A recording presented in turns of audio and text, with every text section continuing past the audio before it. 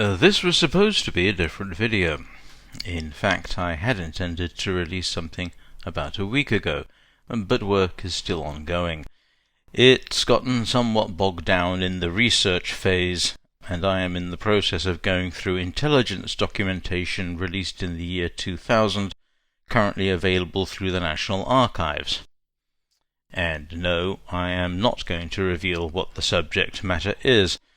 Suffice it to say, it will be quite detailed and quite long, so those who enjoy longer documentaries will have something to look forward to.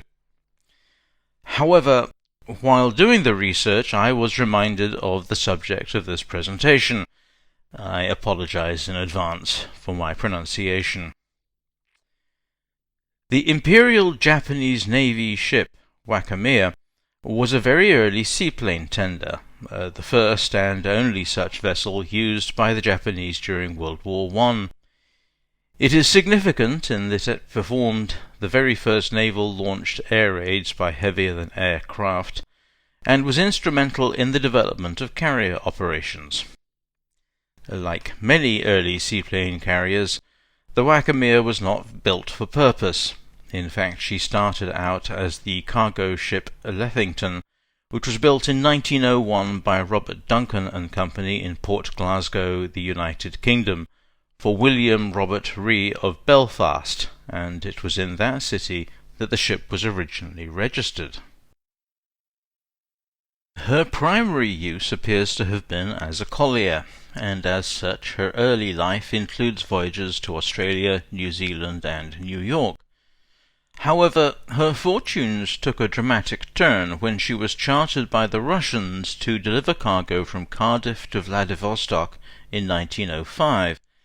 This just happened to coincide with the Russo-Japanese War, and as such she was captured by torpedo boat No. 72 near Okinoshima. The accompanying picture is actually of the Hayabusa, of similar vintage, although not quite the same class. She was acquired by the Japanese government and temporarily renamed the Takasaki Maru, before being renamed the Wakamiya Maru on the 1st of September 1905.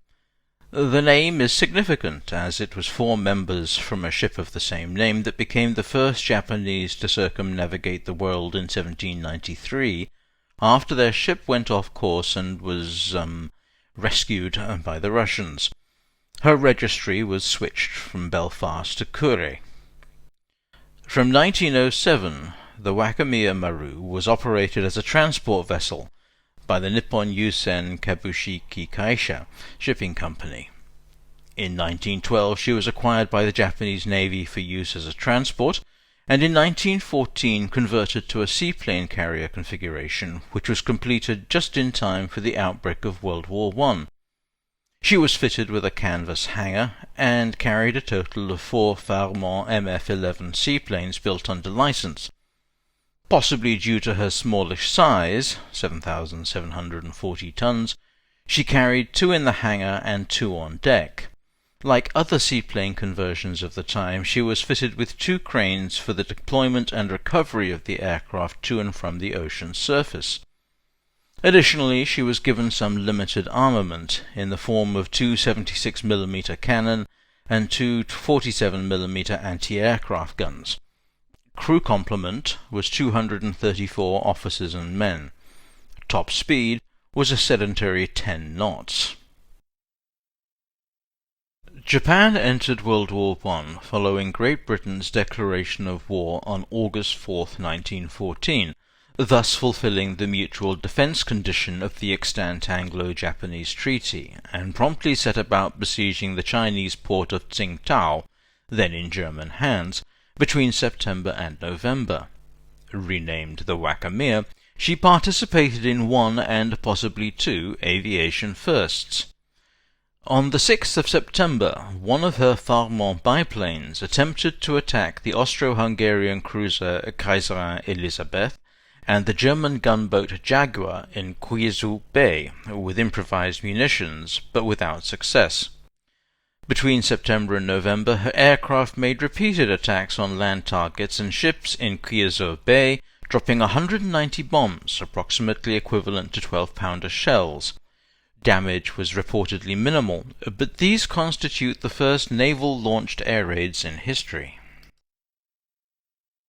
The second, and highly speculative, achievement on my part is as follows. At some point during this period, Lieutenant Gunther Plüschow, in his book My Escape from Donington Hall, reports shooting down a Farman biplane with 30 rounds from his pistol while flying his Etrich Taube monoplane, in retaliation for their trying to bring him down via aggressive maneuver. While never confirmed, this might be the first air-to-air combat that resulted in one aircraft shooting down another. Gunther Plüschow is quite a fascinating character and a candidate for a dedicated video. Lieutenant Commanders G.S.F. Nash and G. Gibbs, present at the siege of Tsingtao, reported on Wakamiya's operations as follows. Daily reconnaissances, weather permitting, were made by the Japanese seaplanes working from the Seaplane mothership. They continued to bring valuable information throughout the siege. The mothership was fitted with a couple of derricks for hoisting them in and out. During these reconnaissances they were constantly fired at by the German guns, mostly with shrapnel, but were never hit. The Japanese airmen usually carried bombs for dropping on the enemy positions. The recovery of mines in Laoshan Bay to the east of Tsingtao was undertaken by a flotilla of trawlers and torpedo boats, together with steam launchers, and this was not performed without loss, for 2 trawlers were sunk, with the loss of several lives, whilst the seaplane ship was also badly damaged and had to be beached for temporary repairs before being sent to Sasebo, that is the Japanese naval base north of Nagasaki in western Kyushu. The Seaplane Corps and 3 Henri Farman 100 horsepower seaplanes were, in consequence of the damage done to the mothership, landed at a base already established at Laoshan Harbour, to the west of the bay, so nearer to Tsingtao, and this proved eminently satisfactory. The British naval attaché to Tokyo was Captain the Honourable Hubert Brand, who also observed Japanese operations during the siege. In addition to other remarks, he noted, regarding the 30th of September 1914, "Fine and warm. Tokiwa returned to Laoshan Harbour to embark signal station party, and was on her way to Taikung Tao, when a few minutes after 8 a.m. the Wakamiya Maru struck a mine in the entrance of Laoshan Harbour, and had to be beached to prevent her sinking. Her engines were disabled owing to breaking of steam pipes. Number 3 hold full, and 1 man killed. Fortunately no damage done to aeroplanes, though it is feared that a spare engine may be injured." The repair ship Kwanto Maru at once came round to Laoshan Harbour to see what could be done to render Wakamiya Maru fit for service again, and after examination they think they may be able to get her going again in about a week's time. As the aeroplane establishment is all being moved ashore at this place, this accident will not affect the efficacy of the aeroplane corps. On Thursday, October 8th, he related, "Fine, northwest wind. This morning, with Admiral Kamimura, I visited Wakamiya and naval airplane establishment at Laoshan Harbour. The hole knocked in the bottom of Wakamiya was about 15 by 20 feet. Number 3 hold was flooded. Her repairs are practically finished, and the work has been exceedingly well done by Kwanto Maru. Wakamiya left for Laoshan Bay under escort at about 1:30 p.m. One thing I will note is that Captain Brand mentioned that no aircraft were damaged. However, there were 3 of them, not 4, which is interesting. His report on the battle, under a summary entitled Aeroplanes, reads as follows. The Wakamiya Maru with 4 seaplanes arrived on September 1st, and later on the aeroplane corps was established ashore in Laoshan Harbour. It was found that 3 of these machines of 75 horsepower were not powerful enough to rise to the height required, and until another 100 horsepower machine arrived from Japan, 1 seaplane did all the work. The seaplanes did very good work. They were constantly up reconnoitring and dropping bombs, though the damage done by the latter was probably very little. They were, invariably, fired at by shrapnel, but never received any damage. Neither did they have any accidents. The aeroplane corps may be said to have done very useful work. Albeit in an extremely modest manner, the era of naval air power in the Far East had commenced. Within a period of 40 years, the advances made in this field of warfare were to develop beyond recognition.